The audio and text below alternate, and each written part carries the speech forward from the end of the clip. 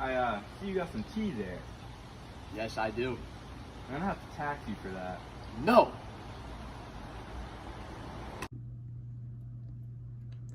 Here's a demonstration of tarring and feathering, an action that occurred to British officers when the Americans rebelled against the tea tax they were enforcing.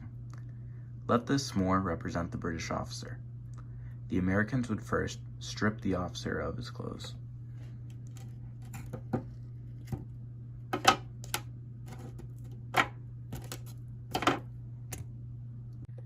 Now that the British officer has been stripped of his clothes, the Americans begin pouring the tar.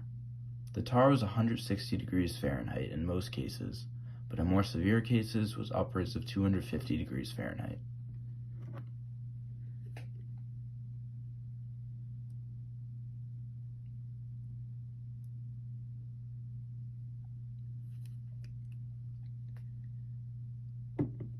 Once the tar is on, the Americans began feathering the British officer.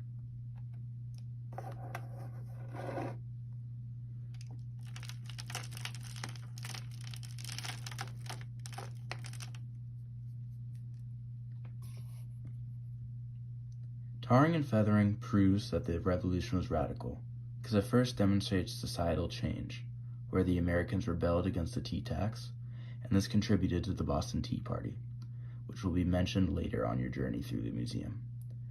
But most importantly, it represents great violence between the Americans and the British. Although most survived tarring and feathering, victims were put through great pain and humiliation, as well as receiving permanent burn marks. In the more severe cases, when the tar was hotter, the victims were killed. It is significant because this is politically motivated violence, otherwise known as terrorism. We do not hear or learn about Americans being terrorists, which raises several questions. Is America's independence from the British built from terrorism? America celebrates its independence every year on July 4th. Is this justified? And finally, what else has America done that we have not even learned about?